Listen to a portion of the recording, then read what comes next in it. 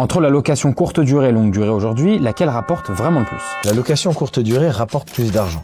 Ça, c'est une certitude. Je ne vais pas dire qu'il y a une stratégie qui est meilleure que l'autre. Ça va vraiment dépendre des objectifs de chacun. Moi, je suis pour la diversification. Avoir, par exemple, une stratégie mixte où on va faire la location longue durée sur une année, la location courte durée l'été, c'est cool. Avoir un immeuble de rapport avec 3 appartements, dont 2 en courte durée, 1 en longue durée, pour moi, c'est une bonne chose. Faire de la full courte durée, oui, mais à une seule condition, c'est qu'on soit pas sur du saisonnier. C'est-à-dire qu'il y a des endroits où on va faire, par exemple, une saison géniale, mais après tout le reste de l'année, c'est vide. Il va y avoir une stratégie, par exemple, plutôt pour les travailleurs. C'est vraiment intéressant quand il y a des travailleurs, des sociétés. Là, on peut le faire à l'année sans problème. Il faut être conscient aussi qu'il y a un peu plus de gestion, que ce soit au niveau des plateformes, que ce soit au niveau de l'entretien, que ce soit au niveau des consommables. Même si on peut automatiser la plus grande des parties, je pense que plus de charge de travail égale plus de mérite, donc plus d'argent. Mais on pourrait très bien avoir une excellente stratégie à faire que de la location longue durée meublée et s'occuper de rien. Donc je pense vraiment que ça doit correspondre au profil de chacun et également aux objectifs